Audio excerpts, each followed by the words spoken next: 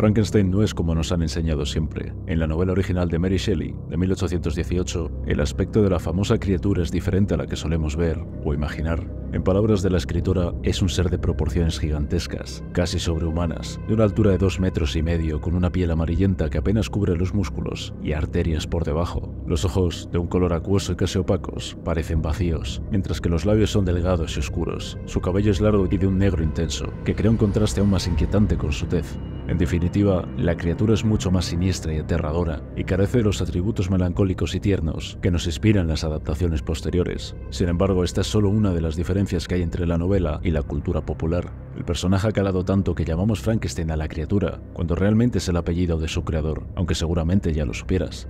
Esto no es culpa de las películas, pero resulta significativo y muestra hasta qué punto las historias evolucionan y se adaptan. En este caso, la historia, al igual que la imagen de la criatura, es diferente y hace hincapié en motivos más psicológicos y éticos. Por eso, a continuación voy a hablarte de este libro sin hacer ningún spoiler, con un análisis que invita a su lectura y a los elementos que hacen que destaque por encima de sus adaptaciones. Después, resumiré el libro entero para aquellos que, aunque no quieran leerlo, sí estén interesados en conocer su historia. Para empezar, y esto es lo que más sorprende a la hora de leer esta novela, es que tiene una estructura no lineal. Es más, Frankenstein utiliza una estructura epistolar, es decir, que se compone de cartas. Esta técnica permite que la historia se desarrolle en múltiples capas y temporalidades, ofreciendo diferentes puntos de vista que enriquecen la comprensión del lector sobre los personajes y sus motivaciones. Asimismo, esto permite que se creen paralelismos interesantes entre los personajes, como más tarde veremos en el resumen. Tras un prólogo de la autora y una serie de 4 cartas, el relato se enmarca en el testimonio de Víctor Frankenstein, quien narra su experiencia a la hora de dar vida a la criatura que todos conocemos a día de hoy. Dentro del relato de Víctor, somos testigos del contraste entre su idealismo y la realidad brutal de las consecuencias de sus acciones. Y más adelante, otro relato dentro del relato nos contará la perspectiva de la propia criatura, como si se tratara de unas muñecas matrioska. Esta manera de desarrollar la novela, por tanto, no es meramente un recurso estilístico, sino una herramienta fundamental para profundizar en la psicología de los personajes. Y es que este es uno de los aspectos más relevantes del libro, en especial la del propio Víctor y su creación. El primero es un joven científico impulsado por una ambición desmedida y representa la búsqueda incesante del conocimiento humano. Sin embargo, esta búsqueda lo lleva a la ruina, ya que se encuentra atrapado entre la admiración por su logro y el horror que éste conlleva. Por otro lado, la criatura es un símbolo del desamparo y la alienación. A pesar de ser el resultado de la ambición de Víctor, es rechazada y marginada por la sociedad. A través del punto de vista del entre comillas monstruo, Shelley ofrece un análisis de la soledad y la búsqueda de aceptación. La criatura tiene una apariencia hostil y desagradable, pero se convierte en un reflejo de la naturaleza humana, que desea amor y comprensión, y es ahí donde se trabaja la empatía con el lector. La novela plantea una serie de dilemas éticos que son tan relevantes hoy como lo fueron en el siglo XIX. De hecho, es probable que hoy lo sean más, sobre todo en lo relativo a la responsabilidad del creador hacia su creación. ¿Acaso hay un límite para la ambición científica? ¿O por el contrario, las consecuencias negativas del progreso tecnológico son necesarias para un futuro mejor? ¿Qué obligaciones morales tiene un científico hacia sus experimentos? Preguntas como estas son importantes en la novela, pero también, como decía, en un contexto actual, cuando la biotecnología y la inteligencia artificial están viviendo una eclosión que no pertenece a la ficción. Además, y esto es lo más interesante desde el punto de vista narrativo, la historia nos hace reflexionar sobre las consecuencias del rechazo y la deshumanización. La criatura, aunque es producto de la ciencia, busca desesperadamente la conexión humana, solo para ser condenada al aislamiento. Y es algo que evidentemente resuena con aquellos que son diferentes en la sociedad. No hablo tanto de complejos propios, sino de defectos genéticos occidentales que llevan a individuos a enfrentar una sociedad cruel. En algunos casos, esto ha llevado a la más profunda depresión y condición nihilista de muchos, o incluso al comportamiento violento y criminal. Pero es que tanto estas personas como la tecnología son fruto de la misma condición humana, y aunque sea difícil de reconocer, con la tecnología en concreto, son, en última instancia, indistinguibles de nosotros, y con el tiempo, esta diferencia acabará por anularse desde la base. En cuanto a la escritura de Mary Shelley, se ha entendido como una combinación de romanticismo y estilo gótico, dado lo evocador de su prosa y lo detallista que es. Más allá del lenguaje cuidado que utiliza, su habilidad para crear atmósferas tensas y melancólicas es, bajo mi opinión, lo que más destaca, ya que sean las montañas heladas o el laboratorio de Víctor, las localizaciones se convierten en reflejos del estado emocional de los personajes. Además, la novela está repleta de monólogos introspectivos que nos sumergen en las luchas internas de los protagonistas. La escritura es poética y profunda, lo que permite a la autora explorar de manera intensa temas complicados como la ambición, el miedo y la pérdida. En cualquier caso, muchos encontrarán que la novela parece por momentos pecar de inocente o interesada, ya que los personajes tienen un comportamiento moralmente intachable, con una capacidad para la autocrítica y el cambio de opinión que es difícil de creer en muchas de las situaciones que se dan en el libro. Personalmente lo achaco a la época en la que está escrito y al público al que se dirigía. De hecho, la novela está coescrita para su arreglo y corrección por el propio marido de Shelley, también escritor, por lo que hay hasta 3 versiones de la misma que pudieron cambiar para adaptarse al gusto de entonces. Y es más, la primera de ellas fue publicada como anónima para evitar el estigma asociado a una publicación femenina en ese momento. En cualquier caso, la novela merece la pena porque es precursora de géneros como la ciencia ficción y el terror gótico, tan arraigados ahora en nuestra ficción. Y no solo esto, la concepción de este libro se dio tras una velada de la autora con Lord Byron, quien asimismo escribió un texto sobre vampiros que llevó a otro de los presentes, John William Polidori, a escribir El vampiro. Así que de alguna manera se podría decir que gran parte del terror, tal y como lo conocemos popularmente a día de hoy, nació en ese momento. Y ahora, si quieres saber más, pasemos a resumir el libro, en el orden en que sucede en el mismo. Sobre la pantalla irás viendo imágenes de cada personaje principal junto a su nombre para que sea más fácil de seguir la trama. Te recuerdo que tanto este como todos los libros que analizo tienen una reseña en mi perfil de Goodreads. Tienes el enlace en la descripción. Y ahora sí, comencemos con el resumen. Frankenstein comienza con un prólogo seguido de 4 cartas de Robert Walton a su hermana, Margaret Saville. La primera carta está escrita en diciembre desde San Petersburgo, Rusia, en algún momento del siglo XVIII. Walton está a punto de emprender un viaje por mar para explorar el Polo Norte, que considera un lugar de belleza incomparable. La descripción establece que la naturaleza y su belleza jugarán un papel importante en la novela desde el comienzo. El propósito de Walton al aventurarse hacia el Polo Norte es doble: descubrir un paso más rápido entre continentes y determinar el origen del magnetismo allí. Walton dice que alguna vez esperó convertirse en un poeta famoso, pero fracasó. Sin embargo, ha mantenido su sueño de infancia de alcanzar el Polo Norte. Agrega que podría haber vivido toda su vida en la riqueza y la comodidad, pero no lo hizo. Por esta razón, siente que merece lograr su propósito. La ambición surge de un arrogante sentido de derecho, que merece dejar su huella en la historia, incluso a cambio de entregar su vida. No obstante, la ambición de Walton también surge de un sueño de infancia, una combinación similar a la que veremos más adelante con el protagonista principal. En su segunda carta, Walton se describe a sí mismo como alguien solitario. Le preocupa que su educación refinada lo haya hecho demasiado sensible para la brutalidad de la vida en el mar. El horror del aislamiento, que es tan importante a lo largo de la novela, hace acto de presencia ya aquí. En cualquier caso, ve su aventura con el romanticismo propio de la época que estaba por venir, y el hecho de que su visión del mar se base en libros y no en la experiencia establece su inocencia y su ignorancia. La tercera carta de Walton asegura que hasta ahora todo ha sido un éxito tras su marcha en barco hacia el polo. Sus hombres se mantienen resueltos y leales, y el clima ha sido propicio, aunque los bloques de hielo en el océano sugieren que peores condiciones pueden llegar pronto. Walton se despide preguntándose qué puede detener el corazón decidido y la voluntad resuelta del hombre. La respuesta, sugerida por el hielo en el mar, se responde mediante la naturaleza. En su última carta, dividida a su vez, Walton dice que su tripulación ha observado una enorme figura salvaje. Iba montada en un trineo tirado por perros que se desplazaba rápidamente sobre el hielo. A la mañana siguiente, descubren a otro hombre, de aspecto europeo esta vez, cerca del barco. Fíjate que Walton llama salvaje algo que ha definido como tal por su aspecto, igual que el europeo lo tiene casi automáticamente de estima por ese mismo motivo. Esto será relevante después. Ese hombre es invitado a subir a bordo. A medida que pasan los días y el extraño recupera sus fuerzas, Walton llega a quererlo como un hermano y lo considera el amigo que nunca pensó que encontraría en su solitario viaje, aunque vaya acompañado de toda una tripulación. Walton le revela al extraño que está en busca del conocimiento, lo cual irrita a este. El extraño le responde que ha perdido todo y que se encuentra al final de su vida. A pesar de su situación, Walton se aferra a su propia inocencia y se enfoca por el amor romántico de ese hombre por la naturaleza, en lugar de atender la advertencia sobre los peligros de una búsqueda de conocimiento impulsada por la ambición. El extraño decide contar su historia, con el fin de ayudar a Walton en su búsqueda de conocimiento, o quizás para persuadirlo de que abandone su empeño. Confía en que Walton podrá deducir una moraleja apropiada de su relato. Entonces Walton le dice al extraño que su destino ya está sellado. Luego promete a su hermana que narrará la historia del extraño en un texto. Sus notas enmarcan la narrativa principal del libro, que comienza con el primer capítulo. Aquí Walton ha sido presentado como una persona con un ingenio obstinado, que elige ignorar las advertencias del extraño y confía en el destino, en lugar de reconocer que quizá no merezca alcanzar su ambición.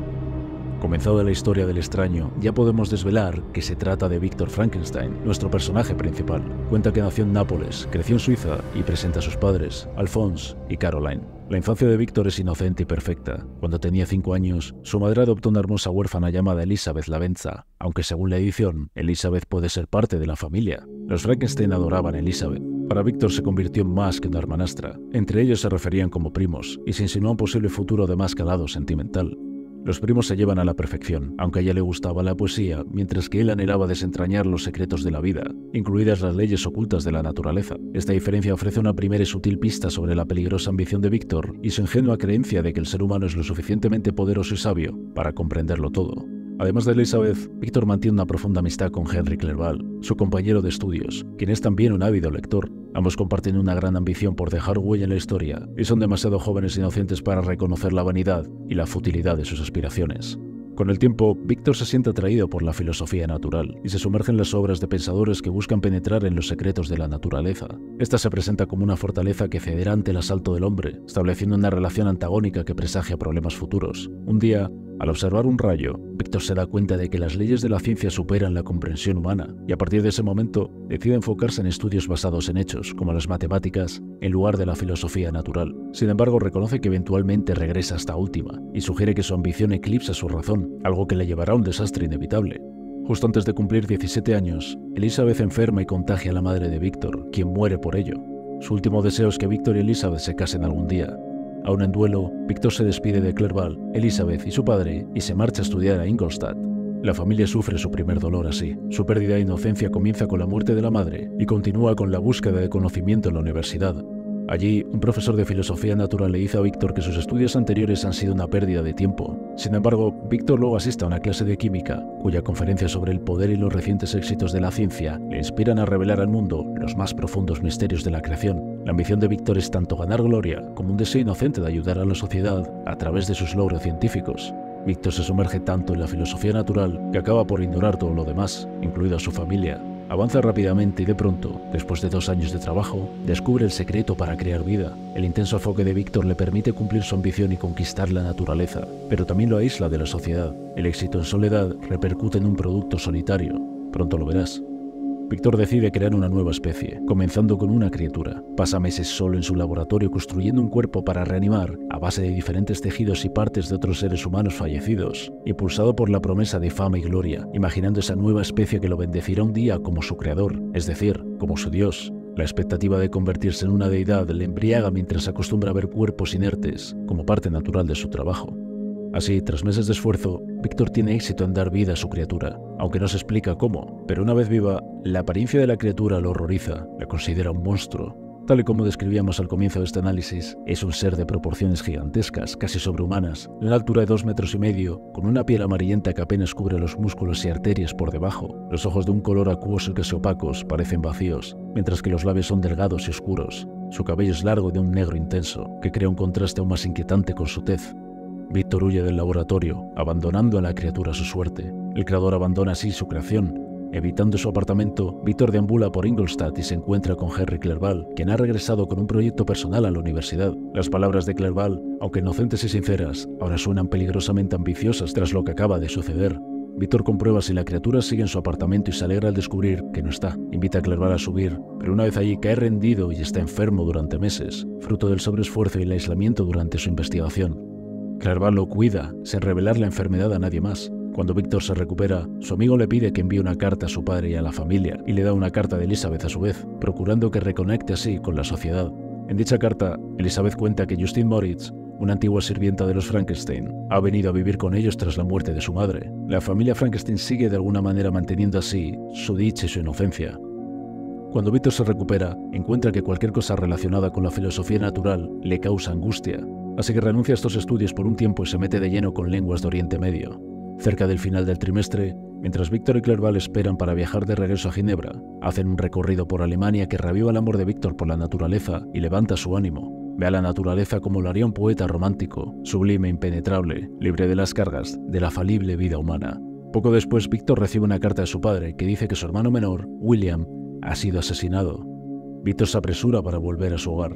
En el camino visita el lugar donde murió su hermano. Ve relámpagos centelleando sobre las cumbres del Mont Blanc. A medida que la felicidad y la inocencia familiar se destruyen, las descripciones de la naturaleza de Víctor se tornan oscuras, reflejando su estado mental. Los relámpagos son un recordatorio de su anterior comprensión de que la humanidad nunca podrá entender la naturaleza, una lección que parece olvidar.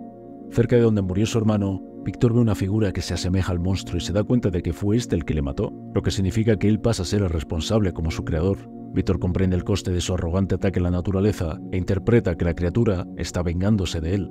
Cuando Víctor llega a casa al día siguiente, su hermano Ernest le informa entre lágrimas que Justine, la sirvienta, ha sido acusada del asesinato de William por una prueba menor. Víctor, quien quería crear vida, ahora es responsable de la muerte de 2 inocentes. Entonces anuncia a su familia que Justine ciertamente no es culpable, pero no dice más, ya que teme que quien escuche su historia lo pueda tomar por un loco. Al ocultar su papel en la muerte de William y el destino de Justine, Víctor se aísla y debe soportar solo todas las consecuencias de su ambición. En el juicio, y antes de su muerte, Justine sostiene que es inocente, pero no puede explicar cómo el retrato de la madre de William terminó en su bolsillo, y es que esta fue la prueba usada para su condena, y que presumiblemente metió allí la criatura. Justine confiesa el crimen ante la presión que sufre, y asegura estar lista para morir y dejar atrás el mundo cruel que le rodea. De esa forma es ejecutada, y Víctor comprende con mayor consternación su papel en todo lo sucedido. Pronto, los Frankenstein se dirigen a su casa de vacaciones para escapar de los malos recuerdos. Sin embargo, Víctor desea una venganza contra la criatura. La respuesta a la traición de su creación refleja a su vez la respuesta de esta creación a la traición de Víctor. Ambos se aíslan en la naturaleza y buscan represalias. Un día, Elizabeth le dice a Víctor que ya no ve el mundo de la misma manera, sobre todo después de haber sido testigo de la ejecución de un inocente. Así, ella también empieza a perder su inocencia. Un tiempo después, Víctor viaja esperando encontrar alivio para su tristeza. En el camino, contempla cascadas y el imponente Mont Blanc. A veces, las vistas le recuerdan momentos más felices, pero nunca por mucho tiempo. La naturaleza para él es constante, y los humanos y los sentimientos, efímeros. En un momento dado, mientras escala en la montaña y la vista comienza a levantar su ánimo, Víctor ve a su criatura, lo maldice y desea su destrucción, sin conocer sus intenciones y sin saber con certeza que él fue quien asesinó a su hermano. Con gran elocuencia, la criatura afirma ser el vástago de Víctor y lamenta que debía ser su Adán, no un ángel caído y abandonado por él como la figura de un dios. La criatura continúa diciendo que una vez fue benevolente y se volvió violento tras sufrir el abandono, y le pide a Víctor que por favor escuche su historia. Víctor, pensando por primera vez en sus responsabilidades como creador, sigue al monstruo hasta una cueva en el glaciar y se sienta a escuchar. La criatura admite que tomó venganza, pero afirma que Víctor destruyó su inocencia al aislarlo. De esta manera comienza el relato de la criatura. Un relato, recordemos, dentro del relato del propio Víctor, que está dentro del relato de Walton. Esta describe sus primeros días tras ser creado, huyendo del laboratorio de Víctor, viendo luz y oscuridad, sintiendo hambre y frío, descubriendo el fuego y su capacidad para cocinar y quemar. El desarrollo de la criatura refleja el desarrollo del hombre, del ser humano, de una manera acelerada. También se muestra cómo los hombres perdieron su inocencia cuando dejaron de ser animales. Donde quiera que la criatura va, su apariencia aterroriza a los humanos, así que decide evitarlos. Eventualmente encuentra un lugar para esconderse en la oscuridad cerca de una cabaña. Allí observa a un hombre, una mujer y un anciano, y los estudia en sus tareas diarias. La criatura sufre por el aislamiento que debe soportar, no por su naturaleza, sino por su apariencia. La familia es un ejemplo del afecto doméstico que él anhela. No tarda en preguntarse por qué parecen infelices, y se da cuenta de que es porque el anciano es ciego, y la familia como tal es pobre y está hambrienta. Para compensar que a veces les quita alimento, reúne leña para ellos sin que se den cuenta, algo que ellos achacan a una especie de espíritu. Descubre que entre ellos se comunican a través del sonido y se propone aprender su lengua. Aprende que el joven se llama Félix y la chica, Agatha. Un día, la criatura se ve reflejada en un estanque de agua y se da cuenta de por qué la gente grita y huye al verlo. Sin embargo, se convence de que con palabras y acciones podría hacer que la familia viera más allá de su horrible apariencia. Sigue siendo lo suficientemente inocente como para creer que puede superar estos prejuicios. El estado de ánimo de la familia, y en particular de Félix, mejora cuando una hermosa mujer de origen árabe llamada Safi llega a la cabaña. Safi no habla el idioma de la familia, y Félix le enseña a partir de un libro de historia. A medida que ella aprende, la criatura también lo hace y se siente disgustada al darse cuenta de que una raza tan noble como la humanidad también sea capaz de hacer el mal. El aprendizaje, en este caso, la cultura, también funciona como algo que arrebata la inocencia al individuo. A medida que aprende sobre la sociedad y los humanos, lamenta que está condenado a no tener familia ni comunidad. Desearía no haber adquirido este conocimiento sobre la sociedad, que lo hace tan miserable. Se trata de un punto de inflexión clave. Al darse cuenta de la superficialidad de la humanidad, también comprende su triste destino como paria. La criatura descubre así la historia de esta familia. El padre de Safi era un turco adinerado que vivía en París y que fue acusado erróneamente de un crimen. Félix, también de clase alta, se ofreció a ayudarle y se enamoró de Safi. El turco le ofreció la mano de su hija a cambio de ayudar a ambos a escapar. Félix, Safi y su padre lograron llegar a Italia, pero luego se descubrió el papel del joven en la conspiración, lo que resultó en la pérdida de la riqueza de los de Lacy y en su exilio. Félix regresó para ayudar a su familia, asumiendo que el turco cumpliría su parte del trato, pero este decidió que no quería que su hija se casara con un cristiano.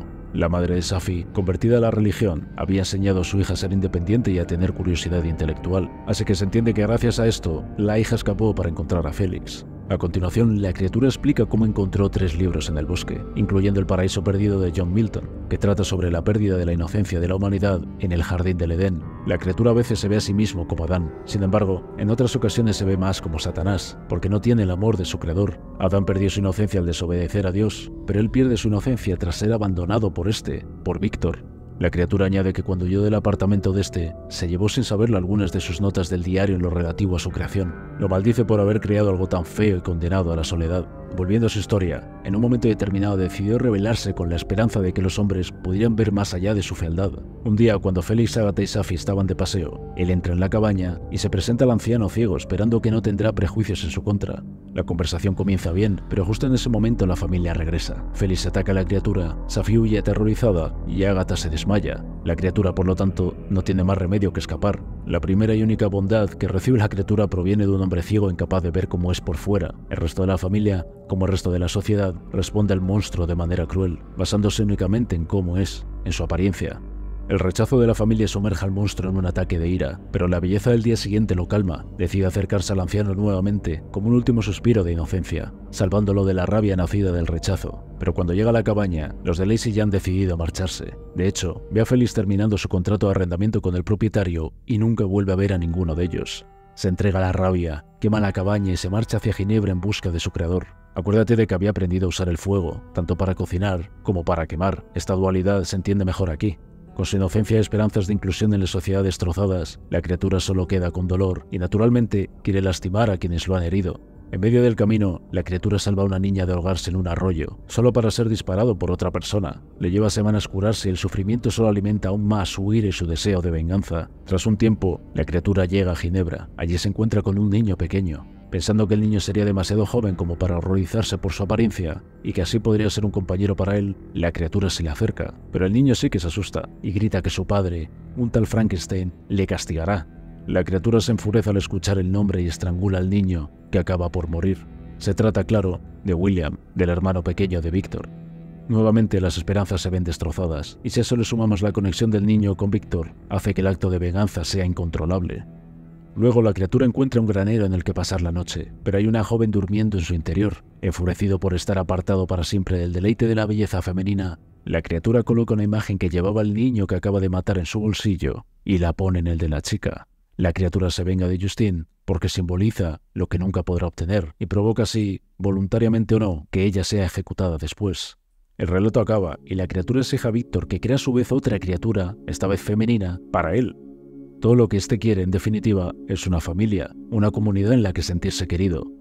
La narrativa regresa a la voz de Víctor. Temiendo que 2 criaturas solo causen más asesinatos y destrucción, se niega a aceptar la demanda de crear una hembra. La criatura argumenta que su violencia proviene de su miseria y que Víctor, como su creador, es responsable de esta. Añade que si Víctor le da una pareja, huirán a Sudamérica y evitarán el contacto humano para siempre. No es un destino casual. El continente americano había sido nombrado ya en la historia, un relato que la criatura había escuchado en la cabaña, donde se decía que este había sido un lugar donde los nativos fueron maltratados por los europeos, como ahora lo estaba siendo él. Víctor siente compasión ante las palabras de la criatura, pero a su vez siente odio cada vez que lo mira. Aún así, acaba por aceptar el trato y se separan. Casi de inmediato, Víctor comienza a cuestionar la creación de una compañera para la criatura y retrasa el proyecto. También se da cuenta de que para completar la tarea tendría que hacer algunas investigaciones en Inglaterra. El padre de Víctor percibe el dolor de su hijo y piensa que puede deberse a sus sentimientos por Elizabeth. Víctor asegura que no desea nada más que casarse con ella, así que Alphonse sugiere que se casen de inmediato como una cura para la reciente tristeza de la familia. Pero Víctor no quiere, por lo menos hasta solucionar el problema con la criatura, y utiliza el viaje a Inglaterra como una excusa para posponer la boda. Aquí se vuelve a poner sobre la mesa la importancia de la familia y la conexión frente al aislamiento. Clerval, el amigo de Víctor, le acompañará en su viaje, que no debe durar, o al menos se proponen que sea así, más de un año. Víctor se siente como un desgraciado, misma palabra que la criatura utiliza para describirse a sí misma, creando un paralelismo entre los dos. Pero la diferencia es evidente. Víctor está aislado por elección, claro, mientras que la criatura es forzada a serlo. Los 2 compañeros llegan a Londres en octubre. Víctor continúa su aislamiento y no interactúa con la gente a menos que tengan información que pueda ayudarlo a crear una segunda criatura. Clerval, en contraste, es como Víctor solía ser antes, emocionado por aprender, deseoso de conocer y hablar con todos. Desde allí viajan a Escocia. Víctor deja a Clerval con un amigo y marcha solo. Establece un laboratorio en una isla solitaria, por si no fuese suficiente soledad la que ya va cargando, y trabaja en su proyecto secreto. Una noche en este laboratorio, Víctor teme que la nueva criatura que está creando se niega a vivir lejos de los humanos, como pretende la primera, o que los dos monstruos puedan producir como pareja una raza de demonios. Justo en ese momento, mira hacia arriba y ve a la criatura en la ventana. Abrumado por la desesperación, Víctor destruye su trabajo, traiciona la confianza de la criatura y lo condena a un aislamiento permanente que lo hunde en el dolor. Horas más tarde, la criatura regresa al laboratorio de Víctor. Ahora se refiere a este solo como hombre y jura venganza. Promete estar con él cuando se case con Elizabeth, y esto hace que a su vez Víctor tema por su prometida. El miedo de Víctor por perder la vida muestra que no entiende la verdadera miseria que está sufriendo la criatura. Una carta de Clerval llega para que reanude su viaje. Víctor recoge sus materiales del laboratorio y rema hacia el océano para desecharlos allí. Está tan tranquilo que incluso llega a dormir un rato en el bote, pero el mal tiempo le despierta y no puede regresar a la costa. Justo cuando comienza a entrar en pánico, los vientos amainan. Si se ha asustado, no es solo por el peligro del mar, sino por la sensación de ser arrebatado del lugar donde pertenecía, de ser aislado. Si se piensa detenidamente, es el mismo terror que siente la criatura, pero los prejuicios de Víctor no le permiten reconocerlo. Cuando por fin llega a tierra, un grupo de ciudadanos enojados se agrupa alrededor de su bote. Le acusan de ser sospechoso de un asesinato ocurrido la noche anterior. Así, y ya en la oficina del magistrado, Víctor se entera de que un hombre de unos 25 años fue encontrado muerto en la orilla con marcas negras en el cuello. Varias personas atestiguan que se vio un bote muy parecido al de Víctor en el mar. Cuando le llevan a ver el cuerpo, descubre que se trata de Clerval, de su amigo. Víctor entra en un estado de pánico y permanece postrado en la cama y delirando durante semanas. Cuando Víctor recupera la conciencia, todavía le mantienen preso, pero le aseguran que lo más probable es que sea liberado por falta de pruebas. Su padre, Alphonse, acude hasta allí, así que a diferencia de la criatura, Víctor aún tiene conexiones con otros hombres y con una familia. Víctor es liberado en contraste con la condena de su sirvienta, Justine, un tiempo atrás. De camino a Ginebra, se detienen en París para que el hijo pueda recuperar las fuerzas. El padre intenta ayudarlo involucrándolo en la sociedad, pero Víctor siente que no tiene derecho a hacerlo. E incluso dice a su padre que asesinó a Justine, William y Clerval. Su padre piensa que está perdiendo la cordura, pero Víctor no dice nada más y se imagina cómo le ocurre a su creación. Aún en París, recibe una carta de Elizabeth. Expresa su intención de casarse, pero le preocupa que él haya tomado otra amante durante su larga ausencia. Víctor recuerda que la criatura le visitará cuando se case y entiende que solo la muerte de uno de los dos le liberará de esa carga. Víctor responde que quiere casarse de inmediato, pero añade que tiene un terrible secreto que le contará al día siguiente de su boda. Esta cobardía, este posponer la verdad, es lo que le ha traído y lo que le seguirá trayendo problemas. Una semana después, Víctor y su padre llegan a Ginebra. La boda se celebra 10 días más tarde. Sin embargo, mientras Víctor y Elizabeth navegan hacia una cabaña junto a un lago en Italia para su luna de miel, el miedo de Víctor disuelve su felicidad. Elizabeth intenta animarlo señalando la belleza de la naturaleza, pero no funciona.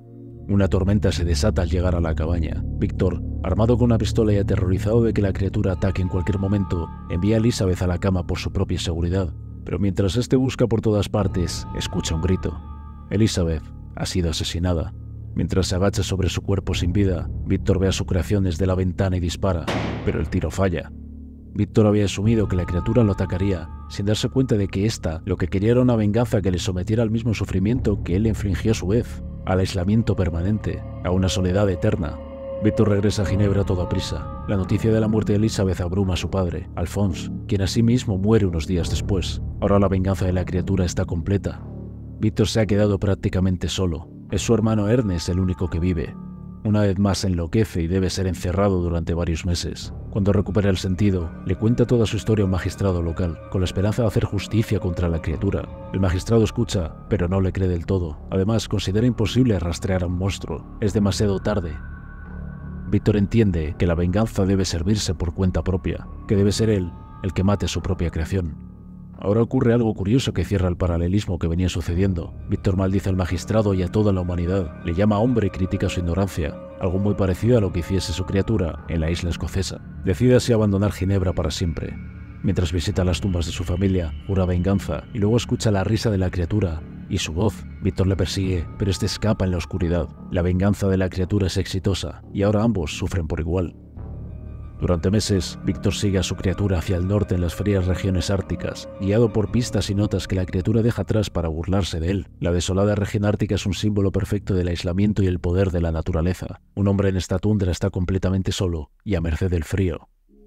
Este es el momento que leíamos en las cartas del principio de la novela, en el que Walton rescataba a Víctor. Pero no hemos acabado, solo hemos llegado a este presente. Víctor, sabiendo que está muriendo, suplica a Walton que se vengue de la criatura si llega a verlo, pero la diferencia entre ambos ya no está tan clara. Walton asegura que cree en la historia de Víctor y recuerda cómo este se describió a sí mismo como la víctima de una ambición desmedida, algo que lo llevó a la desesperación. Walton lamenta no haber conocido a Víctor cuando podrían haber sido amigos. Este seguía obsesionado con su único objetivo en la vida, destruir a su creación. Pero si lo piensas, Walton y Víctor persiguen lo mismo: amor, aceptación y gloria.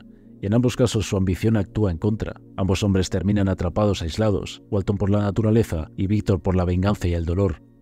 Más tarde Walton informa a Margaret de que su tripulación está en grave peligro. El barco está completamente rodeado de hielo. Se culpa a sí mismo por su destino y dice que debido a él pueden morir todos, así que en consecuencia teme que haya un motín a bordo, casi en un paralelismo como si ésta se tratara de la creación, de la criatura. En una nueva carta, Walton dice que su tripulación ha exigido que dé la vuelta al barco y regresen tan pronto como el hielo lo permita. Pero Víctor logra convencerles de lo contrario aludiendo a la valía de estos, algo que Walton teme que solo sea de manera temporal. Dice que prefiere morir a regresar con vergüenza y con su propósito incumplido. Walton mantiene la idea inocente de que de alguna manera puede iluminar a toda la humanidad al llegar al Polo Norte. La misma mezcla de arrogancia, benevolencia y deseo de fama alimenta tanto sus ambiciones como las de Víctor. De hecho, ninguno parece haber cambiado mucho a pesar de lo que han vivido. Walton comunica poco después que ha aceptado la demanda de la tripulación de regresar. Considera lo que ha sucedido como una injusticia y en lugar de culparse a él, lo hace con los demás. En la última carta, Walton dice que ha dado la vuelta, dejando su gloria atrás. Además, Víctor ha muerto. Dado que no quería regresar, intentó levantarse y volver al hielo, pero no pudo. Reafirmó su certeza de que actuó bien al tratar de defender a su prójimo contra la criatura, su creación. Luego murió en silencio, ansioso por reunirse con los familiares que había perdido en vida. Víctor, rápido en juzgar todo menos a sí mismo, espera que Walton se mantenga firme en sus convicciones, pero su propia convicción es la necesidad de venganza. Si realmente hubiera actuado de buena fe, habría confrontado sus prejuicios o, en su defecto, habría revelado su secreto mucho antes. Entonces sucede algo curioso. Walton interrumpe su carta al escuchar algo donde yace el cuerpo de Víctor. Regresa para contarle a Margaret que acaba de ver al monstruo llorando sobre el cadáver de este. Para sorpresa de Walton, la criatura dice que ha sentido remordimiento y compasión por Víctor todo el tiempo. Walton llama al monstruo un desgraciado, misma palabra usada por este para definirse, y que también usó Víctor. Pero la criatura no se sorprende, habiendo sido rechazado por tantos y tantos desde el principio. Dice que se aborrece a sí mismo incluso mientras hace el mal y se describe como un ángel caído, aunque también se pregunta por qué solo él, y no Félix, o el hombre que le disparó, o el propio Víctor Frankenstein, es considerado como un criminal. Luego la criatura promete acabar con su propia vida, sale de allí hacia el hielo y desaparece para siempre. Fíjate que la última persona con la que la criatura mantiene cierto intercambio lo trata injustamente, con los mismos prejuicios y amargura que ésta enfrentó a lo largo de toda su vida. Así, la pérdida de inocencia se completa ante un total autodesprecio y resignación. Con este final tan amargo nos despedimos de la historia de Víctor Frankenstein y su criatura, un relato que entrelaza las complejidades de la naturaleza humana con las sombras del conocimiento y el poder. Según hemos avanzado en ella, nos hemos ido haciendo preguntas como qué significa ser humano, o hasta dónde estamos dispuestos a llegar en nuestra búsqueda de conocimiento. Entre el creador y lo creado, apareció que se colocaba algo así como un espejo de vulnerabilidad. Víctor ignoraba las consecuencias de su ambición y por su afán de conquistar la muerte, pierde de vista lo que realmente importaba: la conexión humana, la empatía, el amor. La soledad de los personajes, sea elegido o no, habla de una verdad universal. El aislamiento puede convertirse en el mayor monstruo. La criatura parece que se convierte, o así lo interpreto yo, en la encarnación de nuestras luchas ante los prejuicios y el autorrechazo. Su dolor es profundamente humano, a pesar de que no lo parece, de que parece que es otra cosa. Es que todos anhelamos pertenecer y ser amados de algún modo. Frankenstein, por lo tanto, no es solo una historia de terror, como ha pasado a la historia. Es una meditación no poco profunda sobre la condición del ser humano, sobre las implicaciones éticas de nuestras acciones y creaciones. Y esto nos devuelve a una pregunta muy actual. ¿Estamos preparados para asumir la responsabilidad de lo que traemos al mundo? He dejado una crítica sobre esta novela en mi perfil de Goodreads, donde voy actualizando todos los libros que aparecen en mi canal o que tienen relevancia en el mismo. Tienes un link en la descripción. Y si quieres ayudarme con este canal, puedes suscribirte, dejar un me gusta, escribir un comentario y enviar el vídeo a más personas interesadas en los libros o en cualquiera de los otros temas que se han hablado en este canal.